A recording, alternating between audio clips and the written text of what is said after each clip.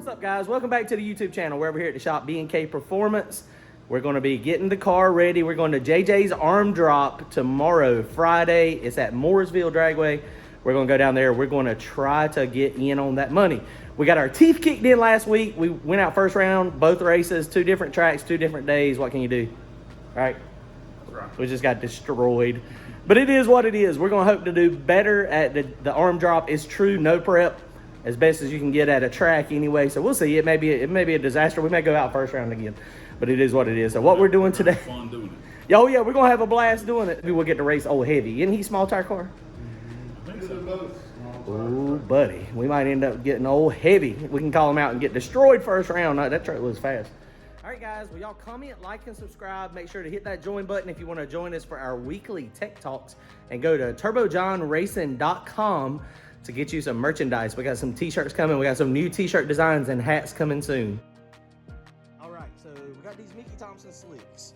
So these things have got probably 25, 30 passes on them now. And so we got some new ones today. So we're gonna put some new Mickey Thompsons on it. They're over there. I was gonna show you though, we're gonna measure rollout. I did not, this is the first set of Mickey Thompson slicks I've got in a long time. So I did not actually measure rollout last time I was here. I stole my wife's tape measure. Don't tell her that I stole her tape measure. But we're gonna measure rollout, and I'm gonna try to put that back on the counter the way I left it, and she might not even know I took it.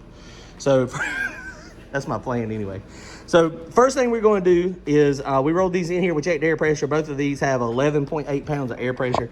I just wanted to show y'all real fast. So use a dial indicator. I'm gonna just start changing tires somewhere between 20 and 45 passes. On the new set of tires, if you check the hole, it is 200 thousandths deep. So we have not used much off of these tires at all. It looks like we've knocked about 50 thousandths out of most of the holes. So I mean, that is not bad. We're gonna, we'll take these things off. I've already got these sold. We're gonna buy a set, make 25 to 30, 35 passes on them, and then we're gonna take them off and sell them, and then buy new ones. A lot of times these things do have tubes in them, but a lot of times these things, the sidewalls will get wore out and they can't handle the horsepower that we're trying to throw at them. Now a bracket car or a slower car, a car trying to go 550, 6.0s, 650, 7.0s, these things will last flat forever. But on the stuff where you're trying to get out there and you're trying to consistently go, 480s to 5.0s, I mean, you just have to replace the tires. Some people, they get 15 passes out of them. Keith Zabo, I heard one time he said that he makes changes. He would change his tire. Now his car is super high horsepower, but he would change his tires every 5 to 8 passes. I mean, that's unbelievable. So I mean, he's on a whole different level than what we were. His car was super fast. Hopefully that thing will be back out at some point. That was super sad that he passed away. Okay, so let's talk about rollout for a second. Rollout, these are 28 by 10 stiff sidewall Mickey Thompsons. And on a slick, you have to worry about rollout, apparently. I have never messed with rollout until tonight. So this is our first time messing with it. So what you do, according to Mickey Thompson has a tech bulletin, when these tires are new, you're supposed to pump them up to 20 pounds and drop them down to 10 pounds. And then you check the rollout. You check the circumference of the slick.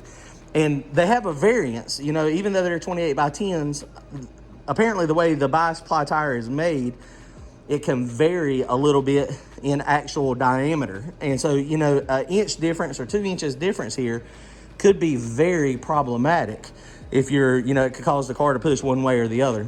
So what you want to do, air the tire up, get it to the working pressure, and then measure the circumference. And you see this one is we wrapped it around, we got the tire pumped up to our normal air pressure that we were running. It's wrapped around dead on the center of the tire, and it is dead on 89 inches. Now Mickey Thompson, every tire manufacturer recommends something different. Mickey Thompson recommends they have to be within a 1/2 inch of each other. So this other one over here, we'll measure this other one and see what it is. And with this set of tires, they mark them when they're manufacturing them. And so, the distributor, when you pull a set of tires, ideally they should be pulling them within a 1/2 inch of each other. And then that way you don't have any mismatched sets. If they are mismatched, before you run them, Mickey Thompson's got a tech bulletin. You can air them up, and the shorter one, it will stretch a little bit. The other one was 89, and this one is pretty close on 89 or 88 and a half. So we're within a 1/2 inch, so which what Mickey Thompson recommends. So, you know, we're right on the maximum though. So, I mean, if that was, you know, 1 inch difference, then the car is going to push one way or the other. So we got our new tires over here. So these things, you see, they have numbers marked on them. That one says 87, and this other one over here says 89. So these were the only 2 tires left in the warehouse. So we may have a problem.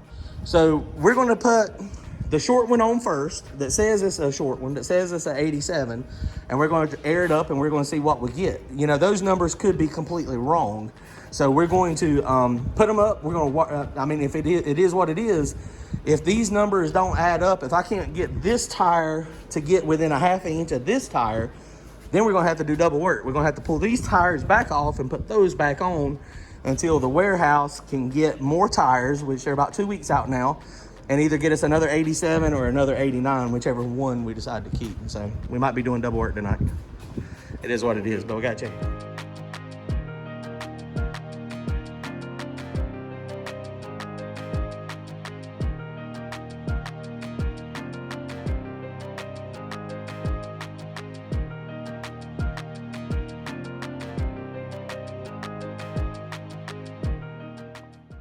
This is why you check these things. This thing had an 87 on it. We're on 11.8 pounds of air pressure. So we're on a little bit more air pressure than what we had, but it's the same one as this one. So I wanted to compare. Remember, those were about 89.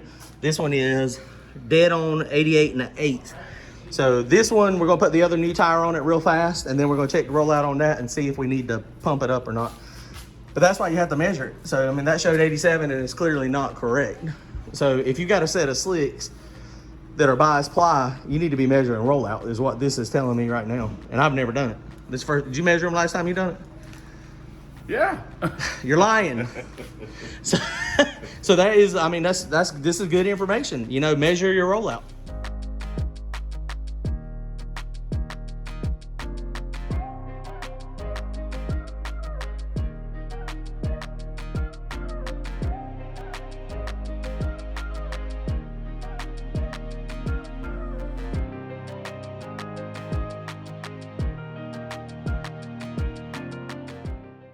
Okay guys, so at the same air pressure, you can see this one is dead on 89 inches.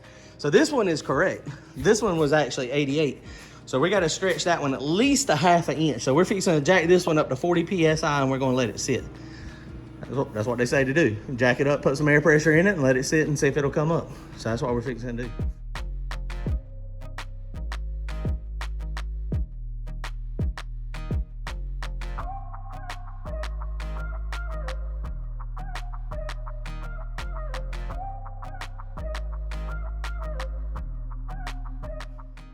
Okay guys, so this is the one that was 88 inches. We pumped it up to 40 pounds and let it sit for probably about 10 minutes, 15 minutes. And now it's marked 87 and it measured 88, now it's 88 1/2. So we're gonna try to stretch it. We're gonna pump it back up to 40 one more time, let it sit 15 minutes, and then we'll measure it again. The key thing is though, you gotta deflate it, let all the air out of it, and then bring it back up. So it is stretching. They are right, it will stretch. Okay, so we jacked the air pressure back up in this tire to 40 pounds of air pressure again. It was 88 1/2, and we let it sit. It's been sitting for about 45 minutes at 40 pounds. I just let all the air out of the tire. It went down to 0 PSI. I pumped it back up. It's now at the same pressure, a little bit over 11 1/2. And look, it is now 89 inches. So we are within a 1/4 inch of the other one. Actually, no, that's dead on. We are dead on 89 inches. The other one was 89 inches as well. We have stretched the rollout from 88 inches to 89 inches.